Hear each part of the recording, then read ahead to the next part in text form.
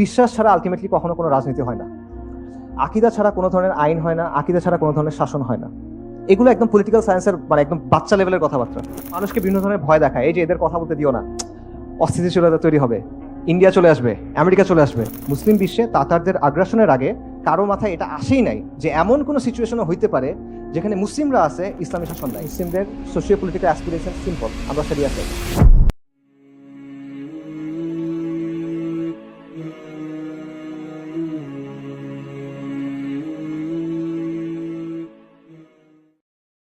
So আমাদের সমাজে এই যে কাঠামোগত ইসলাম বিদ্বেষ আছে বা সিস্টেমিক ইসলাম বিদ্বেষ আছে, এটার ফলাফলগুলো কি কি? এটার একটা ফলাফল হলো যে আমাদের সমাজে ইসলাম এক্সক্লুডেড।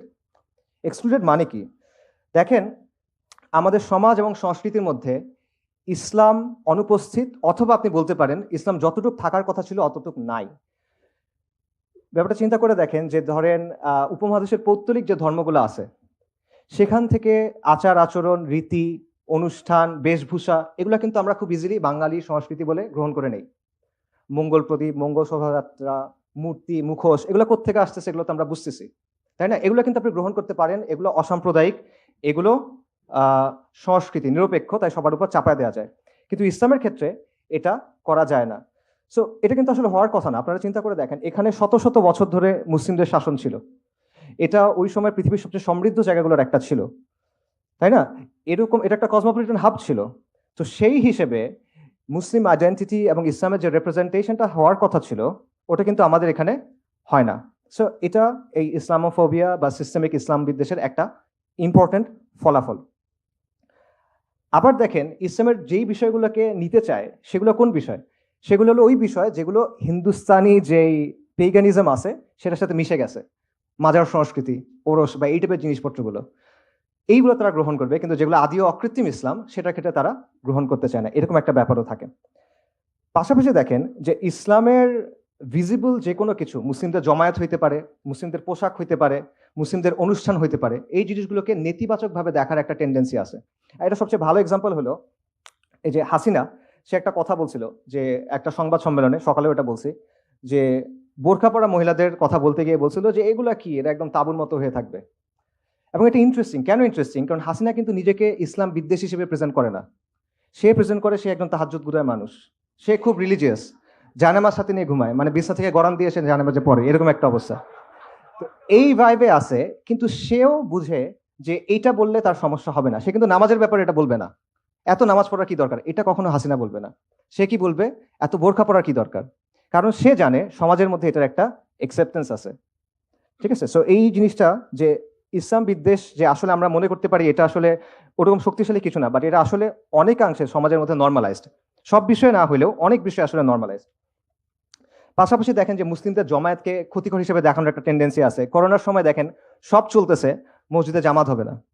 কলকারখানায় করোনা যায় না, সে অনেক বড় মুত্তাকি, সে শুধু মসজিদে থাকে, মানে জাহেদ লোক, সে আর কোথাও যাচ্ছে না, সে মসজিদে এসে বসে আছে, এরকম একটা অবস্থা। তারপর ধরেন ৭১ টিভি না ডিবিসি, আমার মনে নাই, এখানে আমি জানি না আসলে আছে কিনা, যাই হোক, তাদের এক আলোচনায় বলতেছিল যে মুসলিমদের কবর দেওয়ার দরকার নেই, পুড়ে দাও। চিন্তা করে এটা কি পসিবল? আপনি কখনো এটা বলতে পারবেন? অন্য কোনো ধর্মের অনুসারীদের ক্ষেত্রে আপনি বলতে পারবেন? আমরা মানে ইসলামের জায়গা থেকে আমরা কখনো এটা সাপোর্ট করি না এরকম বলা, বাট কেউ কি কখনো বলবে যে ঠিক আছে তোমাদের এটা করার দরকার নেই, পানিতে ভাসিয়ে দাও? না, কিন্তু এটা মুসলিমদের ক্ষেত্রে বলা হবে। পাশাপাশি দেখেন এগুলো আপনারা জানেন যে কুরবানি নিয়ে চুলকানি আছে, সারা বছর বারবিকিউ খাইতেছে, বার্গার খাইতেছে, কেএফসি যাইতেছে, ওগুলো মনে হয় জ্যান্ত প্রাণীর মাংস খাইতেছে, আর কুরবানির সময় এসে বলছে যে না, এত পশু তুমি মারতেছো কেন, এরকম একটা অবস্থা। সো এটা হলো একটা জিনিস যেগুলো আমরা ইসলাম বিদেশের কারণে সোসাইটির মধ্যে আসতেছে। আরেকটা দেখেন যে মুসলিমদেরকে আউটসাইডার হিসেবে দেখানোর একটা প্রবণতা, যে কারণে ভাই যে আলোচনা করতেছিল যে সাহাবা মসজিদে, এই আলোচনা আসলে যে কারণে গুরুত্বপূর্ণ। দেখেন, বাংলাদেশে একজন রবীন্দ্রসঙ্গীত শিল্পী ছিলেন, মারা গেছেন, মিতা হক। ওনার একটা বিখ্যাত বা কুখ্যাত বক্তব্য আছে, সেটা হলো যে তুমি মুসলিম ভালো কথা, কিন্তু তুমি বাঙালি না কেন? বাঙালি না মানে তুমি দাড়ি রাখলে, তুমি বোরকা পরলে, তুমি নিকাব পরলে তুমি বাঙালি না, এই কথাটা। তার কথার অর্থটা কি? অর্থটা হলো যে ইসলাম মানো, কিন্তু আমি যেভাবে বলতেছি এভাবে মানো। আমি ঠিক করে দিব তুমি কতটুকু ইসলাম মানন করতে পারবা। আমি একটা ছক দিব, এই ছকটার মধ্যে তুমি ইসলাম মানো, এর বাইরে যাবা না। এর বাইরে যদি যাও তাহলে কি? তাহলে তুমি বাঙালি না। ঠিক আছে? আর এর ভেতরে যদি মানো, আমার কথা যদি শোনো, তাহলে আমরা তোমাদেরকে জায়গা দিব, তোমরা বসতে বসতে পারবে, এখানে তোমাদের জায়গা করে দিব। আচ্ছা, আর যদি কোরআন সুন্নাহ মানো তাহলে তুমি বাঙালি হবে না।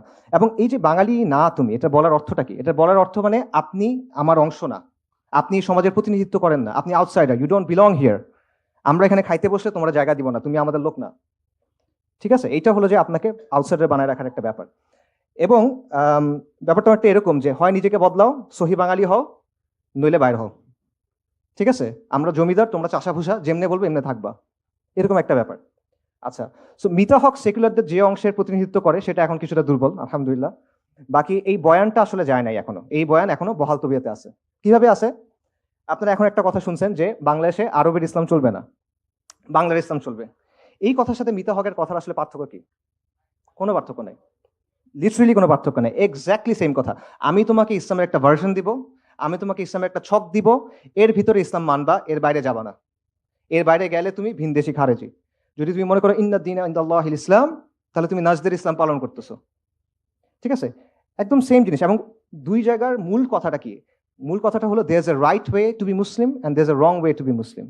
দেয়ার is a right Islam and there is a wrong Islam. আর এটা কে ঠিক করবে কোনটা সঠিক ইসলাম?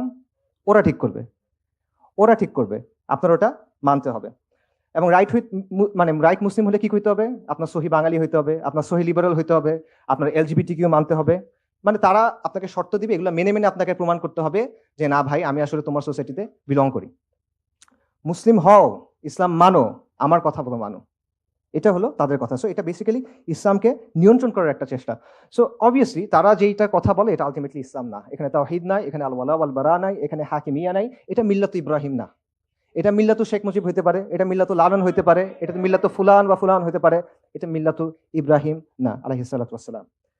তো এইভাবে এই ইসলাম বিদ্বেষের কারণে এমন একটা সিচুয়েশন তৈরি হয়েছে, সেখানে একদিকে তারা যেটা করতেছে, তারা ইসলাম এবং মুসলিম পরিচয়টাকে ডিফাইন করার চেষ্টা করতেছে যে একটা ছক আছে, এর মধ্যে তুমি থাকতে হবে। এক একজন ছকটা এক এক রকম করে। এটা মনে করেন শাহবাগীরা একটু ছোট রাখে, আরেকজন হয়তো একটু বড় রাখে, বাট আলটিমেটলি তারা এটা কন্ট্রোল করার চেষ্টা করতেছে। অন্যদিকে আপনি যদি তার কথা না মানেন, তখন সে আপনাকে বহিরাগত, ভিনদেশি, খারেজি, অমুক তমুক লেবেল দেওয়ার চেষ্টা করে। এটার সাথে আরেকটা জিনিস রিলেটেড, সেটা হলো অথরাইজড এবং আনঅথরাইজড ইসলাম। ইসলামের কিছু অংশ হলো অনুমোদিত, কিছু অংশ হলো কন্ট্রাব্যান্ড, অননুমোদিত, এটা পালন করা যাবে না। তো ইসলামের কিছু বিষয় এরকম আসলে আছে যেগুলো নিয়ে কথা বলা যায় না। এরকম কোনো বিষয় বলতে পারবেন আপনারা? আচ্ছা, আপনারা তো হযরত শাহজালালের নাম শুনছেন। আচ্ছা, সবাই তাকে খুব পছন্দ করে। শাহজালালের মাজার, শাহজালালের নামে বিমানবন্দর আছে। আচ্ছা, উনি সিলেটে কেন আসছিলেন জানেন? কি নিয়ে আসছিলেন উনি সিলেটে? তলোয়ার নিয়ে আসছিল সিলেটে। হযরত শাহজালাল আল ইয়ামানি এবং শাহপরান আল ইয়ামানি আরব থেকে আরবের ইসলাম নিয়ে আসছিলেন তলোয়ার নিয়ে। ঠিক আছে, তো আপনি শাহজালালের মাজার নিয়ে কথা বলতে পারবেন, এটা সমস্যা না, কিন্তু আপনি তলোয়ারটা নিয়ে বলতে পারবেন না, বা উনি যে আরব থেকে আসছেন এটা নিয়ে আসলে বলতে পারবেন না। এটা হলো একদম সিম্পলি অনুমোদিত ইসলাম, অনুমোদিত ইসলাম। আরেকটা বলি, তিতুমির রাহিমাহুল্লাহ, তিতুমিরকে নিয়ে অনেক কথা আছে। উনি স্বাধীনতা সংগ্রামী, কৃষক বিপ্লবী, এই সেই হ্যান ত্যান, অনেক কথা না। উনি যে ব্রিটিশদের বিরুদ্ধে লড়াই করে একটা জায়গা দখল করে সেখানে যে ইসলামী শরিয়া দিয়ে শাসন করছে, নিজেকে বাদশাহ ঘোষণা করছিলেন, ওনার আন্ডারে ওয়াজির ছিল, শাসন ছিল, এই কথা কিন্তু আপনি জানেন না। কিন্তু তিতুমির কৃষক বিপ্লবী এটা আছে, এইটা আপনি মানতে পারবেন, ওটা অনুমোদিত, ওইটা অন্য অংশটা অনুমোদিত। এবং শরিয়া নিয়ে কথা বলা, এটা অবভিয়াসলি আরেকটা বিষয়, যে এটা খুবই ট্যাবু একটা বিষয়। এবং শরিয়া নিয়ে কথা বললে আগে বলা হয়তো জঙ্গি, এখন বলা হবে জঙ্গি, ফ্যাসিবাদী, এবং দুটোই আসলে বিপজ্জনক ট্যাগিং। কারণ এটার মাধ্যমে কি হয়? এটার মাধ্যমে বেসিক্যালি আপনাকে আদারাইজ করা হয় এবং আপনাকে রিপ্রেস করার, মানে আপনার উপর অত্যাচার নির্যাতন করার একটা মানে বৈধতা তৈরি করা হয়, যে ওই যে মানে আপনাকে তো মুমিন বলে এই করতে পারবে না, আপনি এখন একটা নাম দিতে হবে, রাজাকার, জঙ্গি, এই সেই কিছু একটা নাম বলতে হবে, এটা আর কি। এবং এই ব্যাপারটা এতটাই ডেঞ্জারাস যে যারা নিজেদেরকে মানে ইসলামী ঘরানার মানুষজন, তারাও আসলে শরিয়া নিয়ে কথা বলে একটু ভেবাচাকা খেয়ে যায়, যে আসলে মনে হয় কথা বলে এখন বলা উচিত হচ্ছে না, পরে মনে হয় বললে ভালো হতো, এরকম একটা ব্যাপার আছে। আচ্ছা, আরেকটা যেটা রেজাল্ট ইসলামোফোবিয়ার, সেটা হলো অ্যাপ্রোপ্রিয়েশন। অ্যাপ্রোপ্রিয়েশন মানে কি? যে তারা দেখবেন ইসলামের বিভিন্ন শব্দ তাদের জন্য ইউজ করে। এটার সবচেয়ে ভালো এক্সাম্পল হলো নির্বাচনের আগে হাসিনার মাথায় হিজাব চলে আসছিল, হাতে তসবি চলে আসছিল। বাকি আমরা ওই যে জুলুম, মাজলুম, শাহাদা, আমাদের দেশে তো নূহ নবীর নৌকা, এই কথাও পরিচয় ছিল আলাইহিস সালাতু ওয়াস সালাম। এবং এটা কিন্তু জুলাইয়ের আন্দোলনেও আমরা দেখছি। জুলাই আন্দোলনে আমরা কি দেখলাম? একদম সবাইকে, আমরা চলেন সবাই রাস্তায় বের হয়ে যাই, হাসবুনাল্লাহু ওয়া নি'মাল ওয়াকিল, সবাই তাহাজ্জুদে দাঁড়ায় যান, আমরা শহীদ হব, এরকম অনেক কথাবার্তা, আল্লাহ আল্লাহ আল্লাহ। আর শেষ হওয়ার পরে গায়রুল্লাহ, গায়রুল্লাহর কাছে যাইতে হবে এখন। তো এই ব্যাপারটা কিন্তু এখানেও হয়েছে, অর্থাৎ তারা নিজেদের যে সামাজিক রাজনৈতিক প্রকল্প এগুলোর পক্ষে তারা ইসলামের কনসেপ্টস, ইসলামের পরিভাষা এগুলো ইউজ করে, ঠিক আছে? এবং সমস্যার সময় যে আল্লাহ আমাদের এখান থেকে বাঁচাও, জানা কুনান্না মিনা শাকিরিন, তাহলে আমরা তোমার কথা শুনবো, আর হওয়ার পরে তখন আর তাদের খবর নাই। তো একটা হলো যে ইসলামকে তারা নিজেদের রাজনৈতিক স্বার্থে ব্যবহার করে, এটা হলো একটা বিষয়। আরেকটা হলো তারা শুধুমাত্র রাজনৈতিক স্বার্থে ইউজ করে না, তারা ইসলামের টার্মিনোলজি ইউজ করে ইসলামের বিরুদ্ধে বলে। এটা হিস্টোরিক্যাল অনেক এক্সাম্পল আছে, আমি একটা মজার এক্সাম্পল বলি, যে উসমানীদের শাসনের একদম শেষ দিকে তখন তুরস্কে অনেক সেকুলার অনেক মুভমেন্ট খুব পাওয়ারফুল হয়ে গেছিল, এবং তখন তারা যেটা চাচ্ছিল, তুরস্কে তখনও উসমানী সুলতানের নামে খুতবা দেওয়া হতো, তো তারা ছিল এটা বন্ধ করতে। তো বন্ধ কেমনে করবে? তো তারা এসে বললো যে দেখেন আমরা তো ফিখের কিতাবাদি দেখলাম, ওখানে বলা আছে যে খলিফা হওয়ার অনেকগুলো শর্ত আছে। তো একটা শর্ত হলো তার আলেম হইতে হবে, একটা শর্ত হলো তার মুজতাহিদ হইতে হবে। তো ইনি তো মুজতাহিদ না, তার মানে উনি আসলে খালিফা হইতে পারতেছেন না। তো ওনার নামে খুতবা দেওয়াটা বন্ধ করে দেন, আপনি দেশ এবং জাতির নামে এখন খুতবা দেন। অর্থাৎ তার উদ্দেশ্য হলো খুতবাটার উপর কন্ট্রোল নেওয়া, খুতবাটাকে সেকুলারাইজ করা। কিন্তু এইটা করার জন্য সে ইউজ করতেছে ইসলামী আর্গুমেন্ট, মানে সে খুব কনসার্ন খলিফার কন্ডিশনস মেট হচ্ছে কিনা এটা। সো এক জিনিস বাংলাদেশে ঘটতেছে কিরকম, যখন আপনি বলছেন শরিয়ার কথা, যখন কথা বলা হচ্ছে খিলাফতের কথা, তখন একদল এসে বলছে যে না আমরা তো আল্লাহর খিলাফত চাই না, আমরা জনগণের খিলাফত চাই, রাইট? মানে বেসিক্যালি ইসলামের বিরুদ্ধে সে কথা বলছে, বাট সে ইসলামের টার্মিনোলজি ইউজ করতে চায়, ঠিক আছে?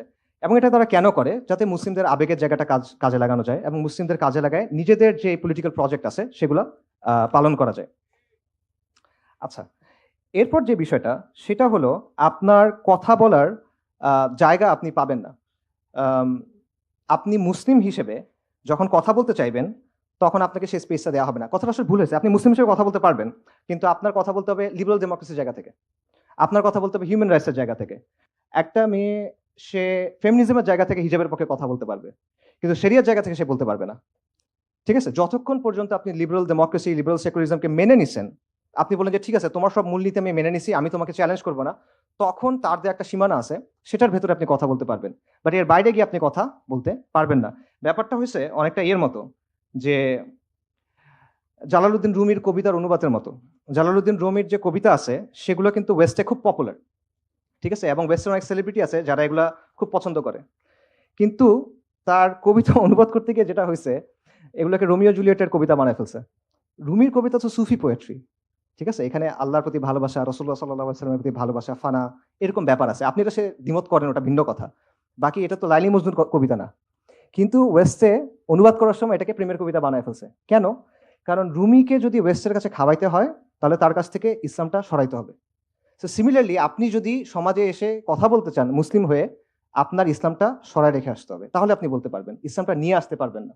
সো আপনি যখন ইমান, আকিদা, হালাল হারাম, আল ওয়ালা আল বারা এই সব কিছু ছেড়ে চলে আসছেন এবং ইসলামের খালি খোলসটা আছে, তখন সে আপনাকে মানে গ্রহণ করবে, তার আগে সে আপনাকে গ্রহণ করবে না। আপনি যদি ইসলামের জীবনবোধের কথা বলেন, ইসলামের শাসনের কথা বলেন, ইসলামের এসেন্সের কথা বলেন, তখন সে আপনার কথা শুনবে না, ঠিক আছে? আর আপনি যদি ইসলামের কিছু ওয়ার্ড ইউজ করে তার যে চিন্তা ভাবনাগুলো আছে, সেকুলারিজম, ডেমোক্রেসি, ফেমিনিজম, এগুলোর পক্ষে কিছু ব্যাখ্যা দিতে পারেন, তাহলে আপনি মহাবিদ্বান, আপনি বিশাল দার্শনিক, আপনি মহা চিন্তাবিদ, ঠিক আছে, যুগের ইমাম। সো এইটা আর কি অবস্থা। তো এবং এই সব কিছুর ফাইনাল রেজাল্টটা হলো যে আমরা সামাজিক এবং রাজনৈতিকভাবে মার্জিনালাইজ। এই সব কিছুর রেজাল্টটা হলো যে আপনি কি ধরনের সমাজ চান, আপনি কি ধরনের শাসন চান, এটা বলার সুযোগটা আপনার নাই। এখন আমরা বলি যে আমরা কি ধরনের সমাজ এবং শাসন চাই। আচ্ছা, সমাজ এবং শাসনের ব্যাপারে ইসলামের নর্মেটিভ মানে ইসলামের ডিফল্ট অবস্থানটা কি? ইসলামের ডিফল্ট অবস্থা হলো শরিয়া। মুসলিমরা শরিয়ার অধীনে থাকবে, মুসলিমদের সমাজ, মুসলিমদের শাসন শরিয়ার অধীনে থাকবে, এবং আইডিয়ালি একজন ইমামের আন্ডারে, একজন খালিফার আন্ডারে পুরো মুসলিমরা থাকবে। এটা ইসলামের একেবারে নর্মেটিভ অবস্থান। ক্লাসিক্যাল যুগ থেকে শুরু করে প্রি মডার্ন সময় পর্যন্ত এর কোনো ব্যতিক্রম আপনি পাবেন না, নেভার, সম্ভব না, ঠিক আছে? যত আলোচনা হয়েছে, আপনি আহকামুস সুলতানিয়া বলেন, আল মাওয়ার্দি বলেন, আল জুয়াইনি বলেন, আল গাজ্জালি বলেন, ইবনু জামা, ইবনু তাইমিয়া, ইবনু খালদুন, যতজন আছে একদম প্রি মডার্ন টাইম পর্যন্ত সবার মত হলো এই জায়গা থেকে শুরু হয়েছে যে মুসলিমদের শাসনে, মুসলিমদের সমাজে শাসন হবে শরিয়া দিয়ে। এইটার বাইরে কোনো কথা নেই। এবং আইডিয়াল সিচুয়েশন সবসময় এটা যে একজন খালিফার আন্ডারে পুরো মুসলিমরা একত্রিত থাকবে। এই অবস্থার সাথে ব্যতিক্রম করছে এমন কেউ নাই। এবং তাতারদের আগ্রাসনের আগে মুসলিম বিশ্বে তাতারদের আগ্রাসনের আগে কারো মাথায় এটা আসেই নাই যে এমন কোনো সিচুয়েশনও হইতে পারে যেখানে মুসলিমরা আছে, ইসলামী শাসন নাই। এটা তাদের didn't even ochre to them. ঠিক আছে, তো এটা হলো একদম বাই ডিফল্ট, মানে আমাদের একদম ইনবিল্ট অবস্থান। কিন্তু এই অবস্থানটা আজকে অপরিচিত হয়ে গেছে টু দ্য এক্সটেন্ট, যখন কেউ এটা বলে যে আমরা শরিয়া চাই, তখন এটা মনে হয় মহা র্যাডিক্যাল একটা কাজ হয়ে গেছে। অথচ এটা ইসলামের একদম ডিফল্ট পজিশন। মানে আপনি যেমন নামাজের ব্যাপারে কি আপনার কাছে যদি বলে 5 ওয়াক্ত সালাত নাকি 6 ওয়াক্ত, আপনি অবাক হয়ে যাবেন, এটা কি বলে? এটা ওরকম একটা ব্যাপার। সো এই চেঞ্জটা আসলে কিভাবে হলো? এই চেঞ্জটা হয়েছে কলোনিয়াল যুগে, উপনিবেশিক আগ্রাসনের সময়। উপনিবেশিক আগ্রাসনের দুটা কাজ হয়েছে। এক, তারা আমাদের উপর তাদের শাসন চাপায় দিছে, বা তার আগে তারা কি করছে, আমাদের তো একটা শাসন ছিল, সেটাকে তারা একদম স্টেপ বাই স্টেপ সিস্টেম্যাটিক ভাবে ডিসম্যান্টেল করছে। ঠিক আছে, এটার কিছু এক্সাম্পল আপনারা শক্তিফের আলোচনায় শুনছেন, যে যখন সূর্যাস্ত আইন হয়েছে, চিরস্থায়ী বন্দোবস্ত হয়েছে, একটা সোসাইটির ইকোসিস্টেম কিন্তু সম্পূর্ণ চেঞ্জ হয়ে যায়। এই যে মুসলিম এলিটরা ছিল, তাদের জমিদারি যখন চলে গেল, তাদের উপর কিন্তু অনেক একটা কমিউনিটি ডিপেন্ডেন্ট, এটা কিন্তু পুরো জিনিসটা আসলে ওলটপালট হয়ে যাচ্ছে। আরেকটা জিনিস চিন্তা করেন, জাস্ট একটা এক্সাম্পল, ওয়াকফ বা আওকাফ যে সিস্টেমটা, এটা কিন্তু মুসলিম বিশ্বে একসময় যত ল্যান্ড ছিল তার মধ্যে 1/3 ওয়াজ ওন্ড থ্রু আওকাফ, ওয়াকফের মাধ্যমে। এবং ওয়াকফ কিন্তু শাসকের আন্ডারে না, এটা কমিউনিটি ওন্ড। এবং মুসলিম বিশ্বে যত ওয়েলফেয়ার কার্যক্রম হইতো ম্যাক্সিমাম হইতো ওয়াকফের মাধ্যমে। ওয়েলফেয়ার স্টেটের ধারণাটা কিন্তু আসলে ইসলামে নাই। কেন নাই বলতেছি, কারণ ওয়েলফেয়ার স্টেট মানে হলো স্টেটের সাইজটা অনেক বড় হবে এবং স্টেট অনেক ট্যাক্সেশন করবে, না সে এগুলো আপনাকে দিবে কেমন? এতগুলো সার্ভিস দিতে হলে আপনার ট্যাক্সেশন নেওয়া হবে না। তো ইসলামে কিন্তু ব্যাপারটা এরকম ছিল না। ইসলামের সোশ্যাল ওয়েলফেয়ারের কাজকর্মগুলো হতো আওকাফের মাধ্যমে, ওয়াকফের মাধ্যমে, যেগুলো কমিউনিটি ওন্ড, যেখানে শাসকের নিয়ন্ত্রণ নাই। এবং এটার ফলে একটা সুন্দর কমিউনাল ইকোসিস্টেম কিন্তু তৈরি হইতো। ওই ওয়াকফ থেকে যারা পড়তেছেন, যারা স্টুডেন্টরা, মাদ্রাসা স্টুডেন্টরা হইতে পারে, এখানে আলেমরা হইতে পারে, গবেষকরা হইতে পারে, বিধবা, ইয়াতিম, মিসকিন, সবার জন্য টেক কেয়ার কিন্তু আপনি ওখান থেকে করতেছেন। এবং শাসকের কোনো ওয়ে নাই সেখানে এসে ইন্টারফেয়ার করার। এটা কি করে? এটা কমিউনিটিকে পাওয়ারফুল করে, এম্পাওয়ার করে, এবং এটা সেন্ট্রালাইজ যে পাওয়ার স্টেটের বা শাসকের যে সেন্ট্রালাইজ পাওয়ার, সেখানে একটা লিমিট দেয়। তো ইউরোপিয়ানরা কি করছে, সিস্টেম্যাটিক্যালি এটা নষ্ট করে ফেলছে। এসেই প্রথমে সেন্ট্রালাইজ করছে, গভর্নমেন্ট আন্ডারে নিয়ে নিছে, তারপর ওগুলা নষ্ট করে দিয়েছে পুরোপুরি ভাবে। সো এইভাবে যেটা হলো যে কলোনিয়াল যুগে তারা আমাদের সিস্টেমটা আপরুট করছে, উঠায় ফেলছে পুরোপুরি, তারপর তারা নিজেদের সিস্টেমটা বসায় দিছে। তখন আমরা কি করছি, মুসলিমরা কি করছে? উপমহাদেশের কথা চিন্তা করেন, আমরা শুরু থেকে এটা বাধা দিয়ে আসছি। প্রথমে কারা বাধা দিচ্ছেন? যারা এস্টাবলিশড পলিটিক্যাল ফোর্স ছিলেন, যেমন নবাব সিরাজউদ্দৌলা অথবা টিপু সুলতান। তাদের অলরেডি রাজনৈতিক শক্তি ছিল, তারা চেষ্টা করছেন এদের সাথে ফাইট করে এদেরকে প্রতিহত করার, ব্যর্থ হয়েছেন। তারপর কি হয়েছে? তারপর আপনি দেখবেন সব রিভাইভালিস্ট মুভমেন্ট তৈরি হয়েছে, তাজদিদি মুভমেন্ট। এবং এই সবগুলো তাজদিদি মুভমেন্টের উদ্দেশ্য কি ছিল? তাদের উদ্দেশ্য ছিল, তাদের মোটিভেশন ছিল ইসলাম, তাদের উদ্দেশ্য ছিল ইসলাম। তারা এদের বিরুদ্ধে ফাইট করতেছেন ইসলামের শিক্ষার আলোকে, এবং এদেরকে সরায় তারা কি আনতে চান? ইসলাম আনতে চান। আমি জাস্ট আপনাদের বলি, এটা একটা কন্টিনিউয়াস ধারা, আপনি এটা কোনো মানে এটার মাঝখানে কোনো ব্রেক নাই। দেখেন, শাহ ওয়ালিউল্লাহ মুহাদ্দিস দেহলভী, উপমহাদেশের যত ধারা আছে সব ধারা ওনাকে মানে মোরলেস। শাহ ওয়ালিউল্লাহ মুহাদ্দিস দেহলভী উনি কি করছেন? উনি প্রথমে একটা ইলমি তাজদিদ শুরু করছেন, জ্ঞানগত একটা বিপ্লব তৈরি করছেন। আবার উনি আহমদ শাহ আবদালি, কাবুলের শাসক ছিলেন তখন, আফগানিস্তানের শাসক ছিলেন, তাকে চিঠি লিখছেন যে এখানে আমাদের উপর কুফফার শক্তিশালী, আপনি এখানে আসেন, আল্লাহ আপনাকে অনেক বড় জাযা দিবেন, দুনিয়াতেও আপনি পুরস্কৃত হবেন। আচ্ছা, শাহ ওয়ালিউল্লাহ মুহাদ্দিস দেহলভীর পরকে ওনার ছেলে শাহ আব্দুল আজিজ, 1803 সালে উনি ফতোয়া দিলেন যে হিন্দুস্তান ব্রিটিশ শাসনের অধীনে দারুল হার্ব, কারণ এখানে ইসলামের শাসন নাই। উনি যুদ্ধ করেন নাই, কিন্তু উনি ফতোয়া দিলেন। আচ্ছা, ওনার ফতোয়ার পর কি হলো? এবং আজ পর্যন্ত এই ফতোয়া আসলে প্রাসঙ্গিক, কারণ ওনার যুক্তি ছিল এটা যে এখানে ইসলামের শাসন নাই, ইসলামের শাসন ব্যবস্থা এখানে নাই, সো ফিকের জায়গা থেকে এটা দারুল হার্ব, শাহ আব্দুল আজিজের ফতোয়া, কোনো ফালতু মানুষের কথা না। আচ্ছা, এরপরে দেখেন শাহ ওয়ালিউল্লাহ এবং শাহ আব্দুল আজিজ, তাদের যে দাওয়া, তাদের যে আন্দোলন, এটা রেজাল্ট কি? এটা রেজাল্ট হলো ইমাম সাইয়্যেদ আহমেদ শাহিদ রাহিমাহুল্লাহ এবং শাহ ইসমাইল শাহিদ, তাদের যে আন্দোলন, তরিকায়ে মুহাম্মাদি আন্দোলন বা বালাকোট আন্দোলন বলে আমরা অনেকে চিনি। এবং উপমহাদেশের যতগুলো এখন বড় বড় ধারা আছে, দিনী ধারা, কোনো না কোনোভাবে এটার সাথে যুক্ত। দেওবন্দি ধারা বলেন, আহলে হাদিস ধারা বলেন, বালাকোটি সুন্নি ধারা বলেন, সবাই ইমাম সাইয়্যেদ আহমদ শাহিদকে মোরালেস সম্মান করে, তার প্রতি কৃতজ্ঞ তারা। এবং উনি কি করলেন? ওনার আন্দোলন কি ছিল? প্রথমে ওনার আন্দোলন করলেন যে আমাদের ঈমান আকীদা বিশুদ্ধ করতে হবে, আমাদের কুফর শিরক বিদআত থেকে সরে আসতে হবে, এটা ছিল প্রথম ধাপে। তারপরের ধাপে গিয়ে কি বললেন? যে ইসলামী ইমারা কায়েম করতে হবে। সাইয়্যেদ আহমদ শহীদের মূল প্রজেক্ট এটাই ছিল। ঠিক আছে, আচ্ছা, আলাদা পলিটি তৈরি করা যায়, মানে ওনার চিন্তাটা ছিল এটা যে মুসলিমদের এখন আলাদা একটা পলিটিক্যাল এন্টিটি লাগবে, এভাবে হবে না। এবং পাকিস্তানের চিন্তাটাও আসলে আপনি এর মধ্যে পাবেন, এটা আমি পরে আসতেছি। আচ্ছা, সৈয়দ আহমেদ শহীদের মুরিদ, ওনার দ্বারা প্রভাবিত, ডিরেক্টলি ওনার মুরিদ মীর নিসার আলী তিতুমির, যেটা বললাম। তো ওনাকে তো অনেক কথা বলা হয়, যেটা মহাশ্বেতা দেবী ওনাকে নিয়ে নাটকও লিখছেন, সাবঅল্টার্ন হিসেবে প্রেজেন্ট করছেন ওনাকে, ওনাকে বিপ্লবী হিসেবে প্রেজেন্ট করা হয়, কৃষক বিপ্লবী হিসেবে প্রেজেন্ট করা হয়। বাট উনি কি করছেন, উনি বেসিক্যালি জমিদার এবং ব্রিটিশদের বিরুদ্ধে লড়াই করে 24 পরগনার কিছু জায়গা দখল করে নিয়েছেন, এবং দখল করে প্রায় এক বছর 1830-এর নভেম্বর থেকে 1831-এর নভেম্বর পর্যন্ত, ওনার শাহাদাতের আগ পর্যন্ত ওই জায়গায় উনি শরিয়া দিয়ে শাসন করছেন, উনি নিজেকে বাদশা ঘোষণা করছেন। কি বলবেন আপনি, ঘুরে ফিরে সেই এক জায়গায় আসতেছেন আপনি। এরপর দেখেন সৈয়দ আহমেদ শহীদের খালিফা, সাদিকপুরের একটা সম্ভ্রান্ত আলেম পরিবার, বিখ্যাত পরিবার, মাওলানা উইলায়াত আলী এবং মাওলানা ইনায়াত আলী। ওনারা কি করলেন, 1831-এর 6 মে বালাকোটে সৈয়দ আহমেদ শহীদ শহীদ হয়ে গেলেন। এরপরে 1840-এর দশক থেকে মাওলানা উইলায়াত আলী এবং মাওলানা ইনায়াত আলী পুরো ভারতবর্ষ জুড়ে ব্রিটিশদের বিরুদ্ধে একটা আন্দোলন গড়ে তুললেন। তাদের আন্দোলনের রাজনৈতিক কেন্দ্র হলো সাদিকপুরে, পাটনা। তাদের মিলিটারি বেস হলো ওয়াজিরিস্তানে, সিত্তানা। এবং তাদের দাওয়াতি অনেক জায়গা ছিল বাংলাদেশে, বিশেষ করে বেঙ্গল, মানে যেটাকে আমরা এখন উত্তরবঙ্গের আহলে হাদিস বেল্ট মনে করি, ওই জায়গায়। এবং আপনার একটা বই আছে, দ্য ইন্ডিয়ান মুসলমানস, আপনারা চাইলে এটা পড়ে দেখতে পারেন, উইলিয়াম হান্টারের। সেখানে প্রথম 1, 2, 3 চ্যাপ্টার আপনারা পড়ে দেখবেন যে কত সফিস্টিকেটেড একটা নেটওয়ার্ক ওনাদের ছিল। ওনারা বেঙ্গল থেকে টাকা পয়সা মানুষ সব ওই ওয়াজিরিস্তানে, সিত্তানাতে পাঠাতেন, এবং সেইখানে তারা ব্রিটিশদের বিরুদ্ধে লড়াই করে গেছেন কয়েক দশক। ব্রিটিশরা 60টার বেশি অভিযান পরিচালনা করছে তাদের দমন করার জন্য, পারে নাই পুরোপুরি তাও। এবং ব্রিটিশদের এই ছিল যে এরা হলো হিন্দুস্তানে আমাদের শাসনের বিরুদ্ধে একটা পার্মানেন্ট থ্রেট, এই লোকেরা, এই মাওলানা উলিয়াত আলীর যারা অনুসারীরা ছিল। এবং মাওলানা আবুল হাসান নিরাদভি ওনার বিখ্যাত বই, উনি বলছেন যে ভারতবর্ষের স্বাধীনতার পেছনে যাদের অবদান, সবাইকে এক পাল্লায় দিবেন, সাদিকপুরীদের আরেক পাল্লায় দিবেন, এটা বেশি ভারী হবে। সো তাদের উদ্দেশ্য কি ছিল, আবারও শরিয়া কায়েম করা। এরপর আসেন শামেলির কথায়, 1857 সালে মহাবিপ্লব বা বিপ্লব যেটাই বলেন। ওই সময় উত্তরপ্রদেশের একটা জায়গা আছে থানা ভবন, সেখানে জনগণ রাস্তায় নেমে আসলো, ব্রিটিশরা পালায় গেল। তখন কয়েক মাস সময় সেখানে ইসলামী শরিয়া দ্বারা শাসন হয়েছিল। কারা করছিলেন, ইমদাদুল্লাহ মুহাজির মাক্কি, কাসেম নানতুবি, রাশিদ আহমেদ গাঙ্গুহি। এনারা কারা, আকাবিরা দেওবন্দ। এনারা গিয়ে দারুল উলুম দেওবন্দ গঠন করছেন। তাদের উদ্দেশ্য কি ছিল, শরিয়া ছিল। তারপর আসেন আমি মনে করি আমাদের জন্য সবচেয়ে প্রাসঙ্গিক যারা, ফরাজি আন্দোলন। এবং এটা সমসাময়িক আন্দোলন। 1818 সালে হাজী শরীয়তুল্লাহ রাহিমাহুল্লাহ উনি ফরাজি আন্দোলন শুরু করেন। ফরাজি আন্দোলন যুদ্ধ করে নাই। বালাকোট এবং তিতুমির, বাঁশের কেল্লা, দুটা তো কাছাকাছি সময়, মেতে একটা, নভেম্বরে একটা। এরপরে ওনারা যুদ্ধ করেন নাই, কিন্তু ওনারা ওনাদের মতো আন্দোলন চালায় গেছেন। তাদের অবস্থান ছিল হিন্দুস্তান দারুল হার্ব, এই জন্য ওনারা জুমার নামাজ পড়তেন না।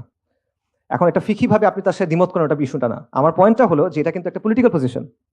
তারা বলছে যে এই শাসনটাকে, এটা দারুল হার্ব, এটা আমাদের ডিফল্ট পজিশন না। সো আমরা আমাদের ডিফল্ট যেভাবে আমাদের নর্মালি ইসলাম পালন করার কথা, সেটা আমরা এখানে পালন করতে পারতেছি না।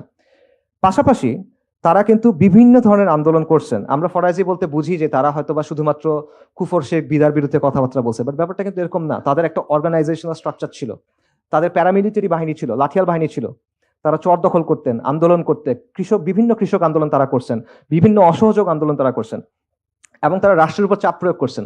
একটা ইন্টারেস্টিং ঘটনা আছে, সেটা হলো যে একবার হাজী শরীয়তুল্লাহর ছেলে, তারপর যিনি নেতা হয়েছেন দুদু মিয়া, ওনাকে একবার ব্রিটিশরা ধরে নিয়ে গেছে। তো রায় হবে ফরিদপুর আদালতে, এবং আদালতের পাশ হলো নদী।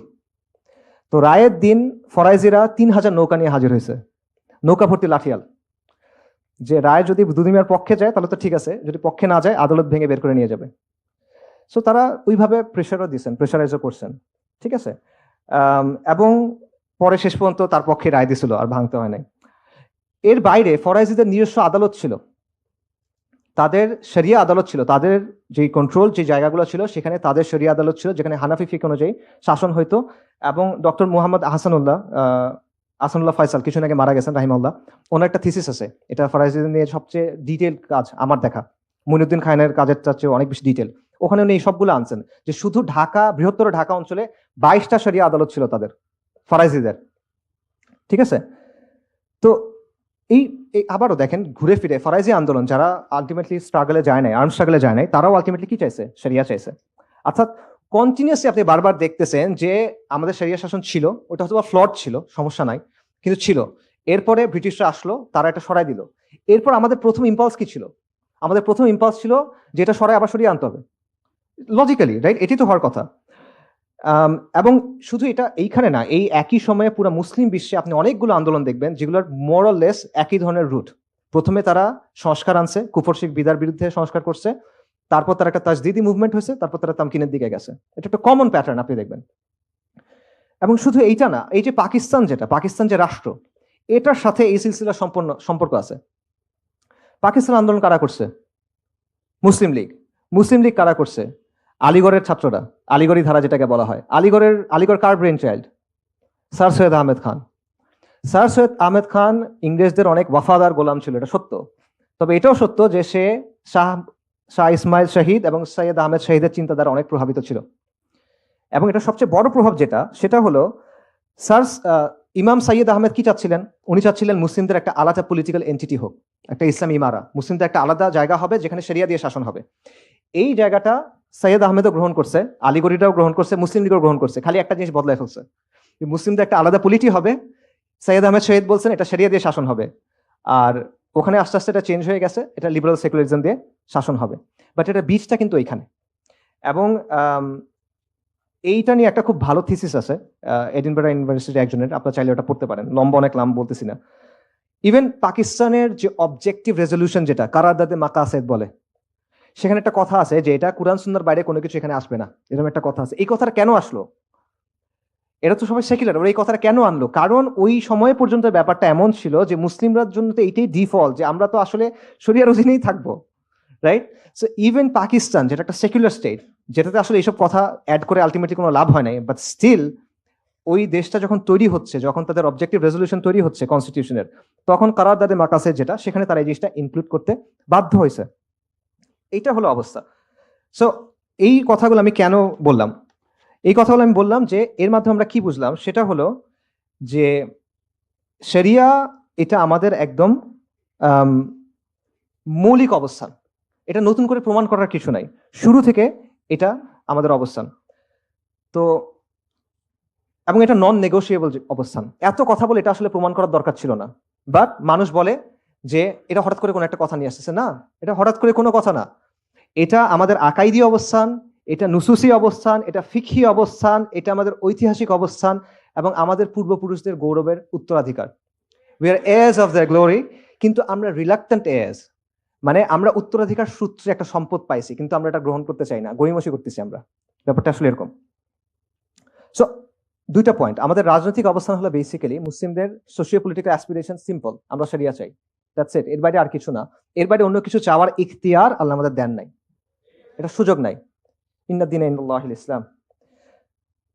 কিন্তু আজকে এই বিষয়টা অপরিচিত হয়ে গেছে এবং এটা ক্রিমিনালাইজ করা হয়েছে, এটা ট্যাবু হয়ে গেছে, যেটা মনে হয় অদ্ভুত কিছু একটা, মানে আপনি তোমরা সরিয়ে যাচ্ছ, এটা কি আবার? এবং এই কাজটা হয়েছে দুইটা ধাপে। প্রথম ধাপটা হলো, দেখেন এই যে ইসলামিস্ট বলি না আমরা, ইসলামিস্ট কারা? ইসলামিস্ট বলার মানেটা কি আসলে? ওরা ইসলামিস্ট বলতে কাদের বোঝায়? যারা শরিয়া চায়। এটা তো মুসলিমদের মধ্যে আলাদা কোনো ধারা হওয়ার কথা না, এটা তো আমাদের ডিফল্ট পজিশন, যেটা আমি এতক্ষণ বললাম। এটা কিভাবে হইলো? উসমানীদের পতন হওয়ার পর স্বাভাবিকভাবেই মুসলিম বিশ্বে অনেকগুলো আন্দোলন তৈরি হলো, যাদের উদ্দেশ্য ছিল মুসলিমদের রিভাইভাল।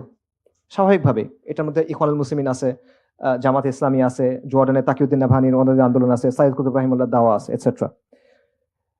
তো এই ধারাটা যখন তৈরি হইলো, তখন ওয়েস্টার্নাররা এটা একটা নাম দিল যে এরা হলো ইসলামিস্ট। এটা মুসলিমদের মধ্যে আলাদা একটা ক্যাটাগরি, সব মুসলিম খারাপ না, ইসলামিস্টরা খারাপ, ওরা একটা জিনিস চায়। সো এইভাবে প্রথমে একটা ক্যাটাগরাইজেশন করলো। এরপরে কয়েক দশক চলে গেল, 80-র দশক আসলো, ইসলামিস্টদের মধ্যে কেউ কেউ তখন ডেমোক্রেসি একটু গ্রহণ করলো। তখন তারা আরেকটা ভাগ করলো যে ভালো মুসলিম আছে, খারাপ মুসলিম আছে। খারাপ মুসলিম হলো এই ইসলামিস্টরা। ইসলামিস্টদের মধ্যে কিছু মন্দের ভালো আছে, ওরা ডেমোক্রেসি একটু মানে। আর একটা আছে, কিছু আছে একদম খারাপ, এগুলো হলো র্যাডিক্যালস। ঠিক আছে? সো এই দুই ধাপে আলটিমেটলি এটা হয়েছে। এবং আজকে আমরা কোন অবস্থায় আসি? আজকে যারা ওই যে পলিটিক্যাল ইসলামিস্ট, তারা এখন আর শরিয়ার কথা বলে না, এখন শরিয়ার কথা শুধুমাত্র র্যাডিক্যালরাই বলে, আর কেউ আসলে বলে না। তো এবং ইন্টারেস্টিংলি এই জিনিসটাও আপনি কলোনিয়াল সময়ে পাবেন। আবার উইলিয়াম হান্টারের বইটাতে যাই, উইলিয়াম হান্টারের বইতে যারা ব্রিটিশদের বিরুদ্ধে যুদ্ধ করতেছিল, এই যে মাওলানা উলায়াত আলী, ইনায়াত আলীর যারা অনুসারীরা, তাদের একটা নাম দিছে সে। কি নাম? হিন্দুস্তানি ফ্যানাটিক্স, ধর্মান্ধ। এবং তাদের যে জায়গাটা, ওটার নাম ছিল দ্য ফ্যানাটিক বেস, ধর্মান্ধদের ঘাঁটি। ঠিক আছে? সো এই হলো অবস্থা, এবং এই কাজটা ওরা সবসময় করে, যে মুসলিমদের মধ্যে কিছু হলে ভালো, স্যার সৈয়দ আহমেদ ভালো, সৈয়দ আহমেদ শহীদ খারাপ, ঠিক আছে, মোল্লা ব্র্যাডলি ভালো, আরেক মোল্লা খারাপ। এই জিনিসটা ওরা সবসময় করে, এবং সবচেয়ে দুঃখজনক বলেন, ইন্টারেস্টিং বলেন, মুসলিমদের মধ্যে একটা অংশ আছে যারা ভালো মুসলিম হইতে চায় ওদের কাছে, এবং এটা হওয়ার জন্য ওরা বাকি মুসলিমদের ক্ষতিও করতে চায়। তাহলে আনফর্চুনেট বাস্তবতা। তো আজকের সমাজের হিসেবে যদি আমরা চিন্তা করি, স্যার সৈয়দ আহমেদ কিরকম মুসলিম, ইমাম সৈয়দ আহমেদ শাহিদ উনি কিরকম মুসলিম হবেন, তিতুমির কিরকম মুসলিম হবেন, হাজী শরীয়তুল্লাহ কিরকম মুসলিম হবেন। সো শুধু এইটা না, ইভেন এমন একটা বয়ান আছে সেটা হলো যে ইসলামিস্টদের থেকে, মানে সো কল্ড ইসলামিস্টদের থেকে আসছে, যে তারা বলে যে যারা ইখওয়ানুল মুসলিমিনের অবস্থান গ্রহণ করে নাই, ঠিক আছে, ইখওয়ানুল মুসলিমিনের অবস্থানটা যারা গ্রহণ করে নাই, এই যে সংস্কারের বা অন্যান্যটা, তারা আসলে ইসলামিস্টই না, তারা ইসলামিস্ট বলা যাবে না, ইসলামিয়ুন তারা না। ভালো কথা, ইসলামিস্ট না। শাহ ওলিউল্লাহ কি ছিলেন, হাজী শরীয়তুল্লাহ কি ছিলেন, তিতুমির কি ছিলেন, আমরা ওইটা, আমরা ইসলামিস্ট হওয়ার দরকার নাই, আমাদের অমুক তুমুকের হওয়ার দরকার নাই, গুড ব্যাডের দরকার নাই। ওই ওনাদের যে অবস্থান সেটা আমাদের অবস্থান, এবং এটা ওনাদেরও অবস্থান না, এটা দিন ইসলামের অবস্থান। আচ্ছা, তাহলে সামারি করি, আমরা কি বুঝলাম? আমরা যেটা বুঝলাম সেটা হলো শরিয়া আমাদের ডিফল্ট অবস্থান। কলোনিয়াল যুগে এসে এটা আমাদের থেকে সরায় ফেলা হয়েছে এবং সেকুলার সিস্টেম চাপায় দেওয়া হয়েছে। মুসলিমরা যখন এটা প্রতিরোধ করছে, তাদের প্রতিরোধের মোটিভেশন ছিল ইসলাম, এবং তাদের গোলও ছিল ইসলাম। তারা ইসলামের জন্য প্রতিরোধ করছেন এবং তারা ইসলামী শাসনটাই চাইছেন। এবং এই অবস্থাটা পরিবর্তন হয়েছে আলটিমেটলি বিংশ শতাব্দীতে এসে, যখন ইউরোপিয়ানরা যাওয়ার সময় এমন কিছু মানুষকে পাওয়ারে রেখে গেছে যারা তাদের মতোই চিন্তা করে। আচ্ছা, সেই সাথে যেটা হয়েছে যে বিভিন্ন নামে, এই যে আপনি শরিয়া চান, এই যে আমাদের অ্যাসপিরেশনস, এটাকে ক্রিমিনালাইজ করা হয়েছে বা ট্যাবু বানায় ফেলা হয়েছে। এটা হলো অবস্থা। সো এর ফলে আলটিমেটলি এখন অবস্থাটা এমন দাঁড়াইছে যে মুসলিমরা যদি একত্রিত হয় সমাজ বা পলিটিক্স নিয়ে কথা বলতে, তখন এটা একটা ভীতিকর বিষয় হয়ে যায়। মুসলিমরা যদি এবং মানুষকে বিভিন্ন ধরনের ভয় দেখায়, এই যে এদের কথা বলতে দিও না, অস্থিতিশীলতা তৈরি হবে, ইন্ডিয়া চলে আসবে, আমেরিকা চলে আসবে, রাইট, এদের কথা বলতে দিলে ডেভেলপমেন্ট ক্ষতিগ্রস্ত হবে, এই ধরনের একটা অ্যান্টিসিপেটরি ফিয়ার তৈরি করা হয়। সেই সাথে বিদ্যমান ব্যবস্থার অল্টারনেটিভ নিয়ে আপনি যে কথা বলবেন, যে না, নেশন স্টেটের বাইরে অন্য কিছু থাকতে পারে, এই কথা বলার সুযোগ আপনার নাই। সেকুলার ডেমোক্রেসির বাইরে যে অন্য কিছু আপনি থাকতে পারে, এই কথা বলার সুযোগ আপনাকে দেয়া হয় না। এবং ফাইনালি মুসলিম যে পরিচয় এবং মুসলিমদের যে রাজনীতি, এটার বয়ানটাকে তারা কন্ট্রোল করার চেষ্টা করে। এবং এইখানে সেকুলাররা কিন্তু একেবারেই কনসিস্টেন্ট না তাদের জায়গায়। উদাহরণ দেখেন, কিছুদিন আগে ঢাকা ইউনিভার্সিটিতে সিরাজ শিকদারের একটা মিউরাল হয়েছে। সিরাজ শিকদারকে সর্বহারা পার্টির নেতা। সর্বহারা পার্টি কি চায়? তারা মাওবাদী দল, তারা সশস্ত্র সংগ্রামের মাধ্যমে, বিপ্লবের মাধ্যমে সরকার উৎখাত করে কমিউনিজম প্রতিষ্ঠা করতে চায়। এই পার্টির মাধ্যমে অপহরণ হয়েছে, খুন হয়েছে, ব্যাংক ডাকাতি হয়েছে, এবং তাদের মধ্যে আন্ত পার্টি খতমের রাজনীতি বলে একটা বিষয় ছিল, যে পার্টির ভেতরে একজন একজনকে মেরে ফেলতেছে, খতমের লাইন। তাকে নিয়ে কিন্তু আপনি মিডল বানাতে পারছেন।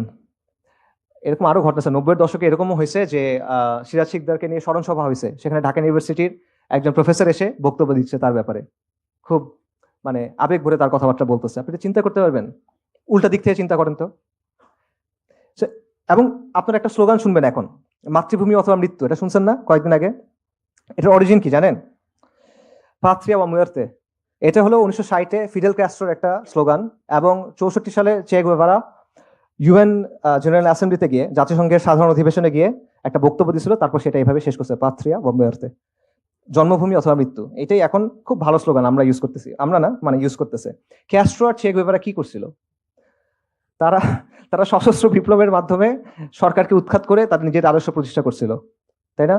সো এইরকম একটা লোকের টি শার্ট আপনি পড়তে পারতেছেন, তার ক্যাপ পড়তেছেন, আপনি খুব ভালো হিরো, প্রগতিশীল, অনেক জোস। কিন্তু আমি মুসলিম, আমি যদি বলি যে আমি শরিয়া চাই, সেটা আমি বলতে পারবো না, এটা সামহাউ ট্যাবু। এটা হলো অবস্থা। গুয়েভারার কথা আরো অনেক কিছু বলা যায়। গুয়েভারার একটা গেরিলা ওয়ারফেয়ারের ক্ষেত্রে তার একটা থিওরি ছিল, ফোকো থিওরি, সরি। এই থিওরি থেকে ইনফ্লুয়েন্স হয়ে ল্যাটিন আমেরিকার অনেকগুলো দল আরবান গেরিলা ওয়ারফেয়ার শুরু করছিল। যদিও গুয়েভারার থিওরি ছিল রুরাল এরিয়া নিয়ে, ওটা ভিন্ন আলোচনা। আরবান গেরিলা ওয়ারফেয়ার মানে কি? Basically terrorism. তার মানে হচ্ছে গুয়েভারা বেসিক্যালি টেরোরিজমের একজন তাত্ত্বিক, কিন্তু আপনি তাকে সেলিব্রেট করতে পারতেছেন, কোনো সমস্যা নাই। চে গুয়েভারার আন্ডারে বৈপ্লবিক আদালতের মাধ্যমে অনেক মানুষের ফাঁসি হয়েছিল। মানুষের রক্ত তার হাতে লেগে আছে, ভালো খারাপ ওটা পরে আলোচনা, বাট লেগে তো আছে। তাকে সেলিব্রেট করতে কোনো সমস্যা নাই। কিন্তু আমি যদি শরিয়ার কথা বলি, আমি আপনার কোনো আইন ভাঙতেছি না, কিন্তু আমি বলতেছি আমার জায়গা থেকে যে আমি শরিয়া চাই, আমি এটা মানি না, তখন আপনি এটা বলতে দিবেন না। এটা একেবারেই কনসিস্টেন্সি না, এবং এটা সেকুলারদের চরম ধরনের ইনকনসিস্টেন্সি, যেটা তারা আসলে স্বীকার করে না এবং তারা আসলে আড়াল করে রাখতে চায়। মৌলিক সমস্যা কোন জায়গায়? মৌলিক সমস্যাটা হলো, দেখেন, বিশ্বাস ছাড়া আলটিমেটলি কখনো কোনো রাজনীতি হয় না, আকিদা ছাড়া কোনো ধরনের আইন হয় না, আকিদা ছাড়া কোনো ধরনের শাসন হয় না। এগুলো একদম পলিটিক্যাল সায়েন্সের মানে একদম বাচ্চা লেভেলের কথাবার্তা, ঠিক আছে? মানে নিউট্রাল কখনো কোনো আইন হইতে পারে না। যে কোনো পলিটিক্যাল শাসন, যে কোনো শাসন ব্যবস্থা, যে কোনো পলিটিক্যাল সিস্টেম, যে কোনো আইন, এটার পেছনে একটা ধারণা থাকে যে আমি কি ধরনের সমাজ চাই, একটা ভালো জীবন কেমন হবে, গুড লাইফের ভিশনটা কেমন হতে পারে, রাইট? সমাজ কেমন হওয়া উচিত। তো এই যে ঔচিত্যের যে ধারণা, এটা কোত্থেকে আসবে আপনার কাছে? আপনার তো একটা মেটাফিজিক্স আছে, আপনার একটা আকিদা আছে, সেখান থেকে এটা আসতেছে, তাই না? তো আপনি যেটাই বলেন, যত নিউট্রালিটি কথা বলেন, যাই বলেন, আলটিমেটলি এখানে বিলিফ থাকে, এখানে ওয়ার্ল্ড ভিউ থাকে। আর এখানেই মানুষের মতপার্থক্য হয়। মতপার্থক্য হয় দেখে কনফ্লিক্ট হয়, কারণ মানুষ মৌলিক বিশ্বাসের ব্যাপারে একমত হইতে পারে না। আবারও এগুলো একদম পলিটিক্যাল সায়েন্সের লিবারালিজমের 101 কথাবার্তা, যে মানুষ যদি মৌলিক বিষয়ের ব্যাপারে একমত হইতে না পারে, তাহলে তুমি সলভ করবা কেমনে? এখানে কনফ্লিক্ট রেজলিউশনটা কেমনে হবে?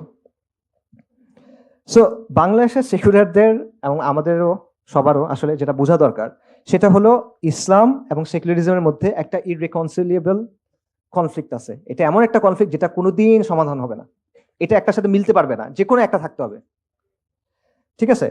সো এখন আপনার যেটা চিন্তা করতে হবে, ঠিক আছে, কেউ একজন সেকুলার, সে সেকুলারিজমকে ভালো মনে করে, সে চায় সেকুলারিজমই থাক এবং সেটাই আছে, তারাই তো বিজয়ী। আচ্ছা, কিন্তু কেউ কি তাদের সাথে দ্বিমত করতে পারবে? এদিকে তারা অ্যালাউ করবে কিনা? যদি এমন কোনো সিচুয়েশন আসলো, মনে করেন এটা অনেক সিচুয়েশনে আসে আসলে, যে ইসলামের অবস্থানের সাথে সেকুলারিজমের অবস্থান মিলতেছে না, তখন কোনটা প্রাধান্য পাবে? সেকুলার সংবিধান, তাই না? তো একজন রিলিজিয়াস মুসলিম এটা মানবে কিভাবে? সে যদি মনে করে যে এটা আমি মানা সম্ভব না, আমার পক্ষে এই জিনিসটা আমি একসেপ্ট করা সম্ভব না, থিওলজিক্যালি আমার পক্ষে এটা একসেপ্ট করা সম্ভব না, আকাইদি ভাবে আমি এটা একসেপ্ট করতে পারতেছি না, তো আপনি তাকে কি সলিউশন দিবেন তখন? তোমরা সবাই বাঙালি হয়ে যাও, তোমরা সবাই বাংলার মুসলিম হয়ে যাও, এগুলো বলবেন আপনি? এটা হবে না আসলে। সো এই জায়গাটা আসলে চিন্তা করতে হবে যে আপনি এই জায়গাটা কিভাবে ডিল করবেন। ধরেন কেউ কোনো আইন ভাঙলো না, ফরাজিদের মতো চিন্তা করেন, কিন্তু সে বলল যে আমি আমার জায়গা থেকে, আমার দিনের জায়গা থেকে, আমার আকিদার জায়গা থেকে আমি ইসলামের বাইরে আর কোনো কিছু মানতে পারবো না, আমি শরিয়া চাই।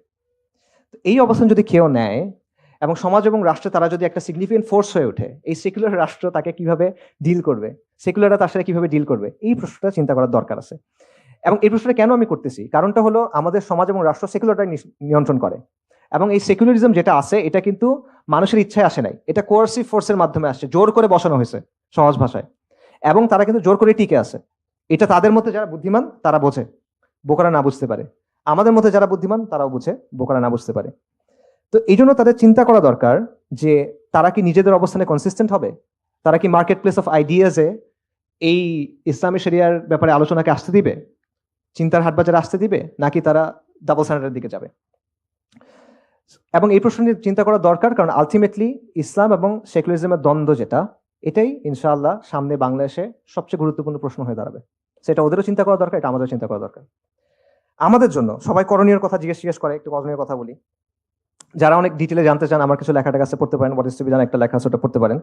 বাট জেনারেলি কিসের জন্য করণীয়? বাই দ্য ওয়ে, ইসলাম বিদ্বেষের জন্য করণীয়, শরিয়ার জন্য না, ইসলাম বিদ্বেষের জন্য করণীয় বলতেছি। আচ্ছা, আপনার কয়েকটা ফ্রন্টে কাজ করতে হবে। একটা কাজ হলো আদর্শিক ফ্রন্টে, আইডিওলজিক্যালি। সেটা কি? প্রথম হলো ইসলামের বিশুদ্ধ আদর্শ ধারণ করা, কমপ্লিটলি ইসলামের যে ওয়ার্ল্ড ভিউটা আছে এটা গ্রহণ করা। এর মধ্যে জোড়াতালি আছে, নিশ্চিতভাবে আছে আপনার গ্রহণ করার মধ্যে, এটা আমি নিশ্চিত, কারণ আমরা যেভাবে ইসলামটা বুঝি, আমাদের সমাজে যেটা ইনপুটটা দেয় ওটা একটা করাপ্টেড ইনপুট। সো এটার মধ্যে জোড়াতালি আছে, এই জোড়াতালিগুলো খুঁজে খুঁজে বের করে আপনার সরাইতে হবে, বিশুদ্ধভাবে সম্পূর্ণভাবে ইসলামী ওয়ার্ল্ড ভিউটা আপনার গ্রহণ করতে হবে, যেভাবে সাহাবায়ে কেরাম রাদিয়াল্লাহু আনহুম বুঝছেন। আবু বকর রাদিয়াল্লাহু আনহুকে এসে আবু জাহেল বলছে যে তুমি শুনছো মুহাম্মদ কি বলছে সাল্লাল্লাহু আলাইহি ওয়াসাল্লাম, কি বলছে? যে উনি একদিনে নাকি এক রাতে নাকি মক্কা থেকে জেরুজালেম গেছে, আবার ফিরে আসছে, এটা তুমি বিশ্বাস করো নাকি? উনি এটা আসলেই বলছেন, বলছেন, বিশ্বাস করি, এই জন্য আসাদ্দিক। এটা হলো ইমান, এইভাবে আপনার ইসলামটাকে গ্রহণ করতে হবে। সো এটা হলো প্রথম কাজ। দ্বিতীয় যেটা কাজ, সেটা হলো এই ইসলাম বিদ্বেষের যে স্তম্ভগুলো আছে, যেগুলো ভাইদের আলোচনায় অনেকগুলো আসছে, সেকুলারিজম, বাঙালি জাতীয়তাবাদ ইত্যাদি ইত্যাদি, এগুলোকে আপনার আউটরাইট অ্যাটাক করতে হবে আদর্শিকভাবে। আউটরাইট অ্যাটাক করা, ডিলেজিটিমাইজ করতে হবে কমপ্লিটলি। আপনি এর সাথে কুসুম কুসুম ভালোবাসা করতে পারবেন না। যে ঠিক আছে এটা একটু আছে ওইটা একটু আছে, না না এটা ভালো ওইটা ভালো, এইরকম করলে রবীন্দ্রনাথের কবিতা আসলে খুব ভালো, রবীন্দ্রনাথের কবিতা খুব ভালো, খুবই ভালো, তার লেখাও খুবই ভালো, but it doesn't concern me. আমি তার সাহিত্যমান নিয়ে আলোচনা করতে আসি নাই। এটা আমার আইডেন্টিটি, অস্তিত্বের একটা প্রশ্ন। আমার যখন ফ্রি টাইম থাকবে আমি তখন এগুলো করবো, বউকে শোনাবো, ওটা ভিন্ন বিষয়। ঠিক আছে? সো এই ব্যাপারে আপনার কুসুম কুসুম অ্যাপ্রোচ নিলে হবে না, you have to completely delegitimize them. এই আইডেন্টিটি, এই ন্যারেটিভ আপনার ভেঙে ফেলতে হবে, এটা রেখে আপনি কখনো এই হতে পারবেন না। এখানে কোনো হাফ মেজার নাই, half measure always fails, you have to go full in. এটা হলো একটা বিষয়।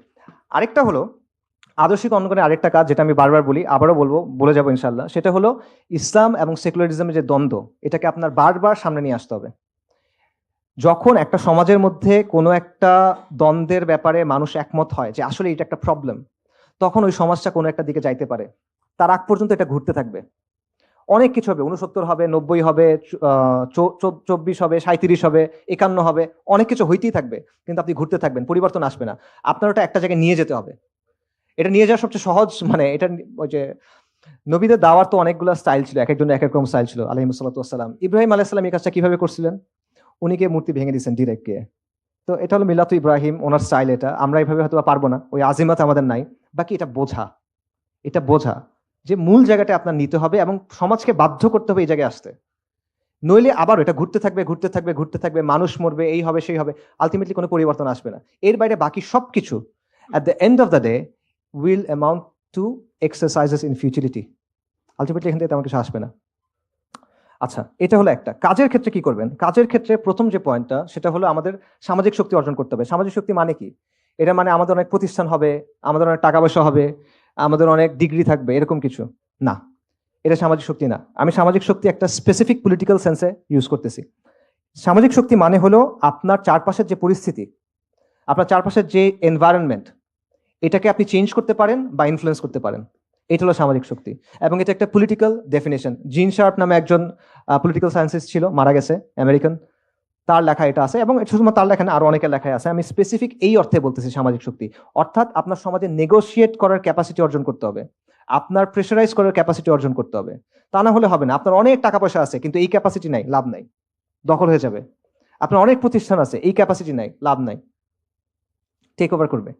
ঠিক আছে? সো সামাজিক শক্তি হলো এমন সব ধরনের প্রভাব ও চাপ প্রয়োগের সক্ষমতার সমষ্টি, যেটা সমাজের এক গোষ্ঠী আরেক গোষ্ঠীর উপর প্রয়োগ করে। একদম বইয়ের ডেফিনেশন বললাম।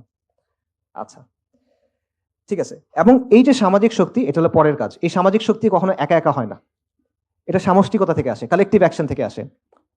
ঠিক আছে? আপনি একা একা এটা অর্জন করতে পারবেন না, আপনার একসাথে হইতে হবে, এটা না হলে এটা হবে না।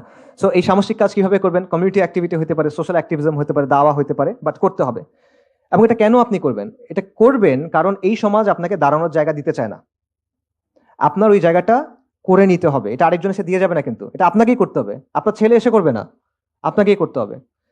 সো এই জন্য আজকে যেহেতু এই জায়গাটা আপনার নাই, আপনি কোনো দল করেন না, আপনি কোনো নির্বাচন করেন না, আপনি মাদ্রাসা স্টুডেন্ট না, মাওলানা না, এটসেট্রা এটসেট্রা, তো আপনার কথা বলার সুযোগ নাই। এই তুমি কে, কথা বলছো কেন, যাও গা, জঙ্গি, এরকম।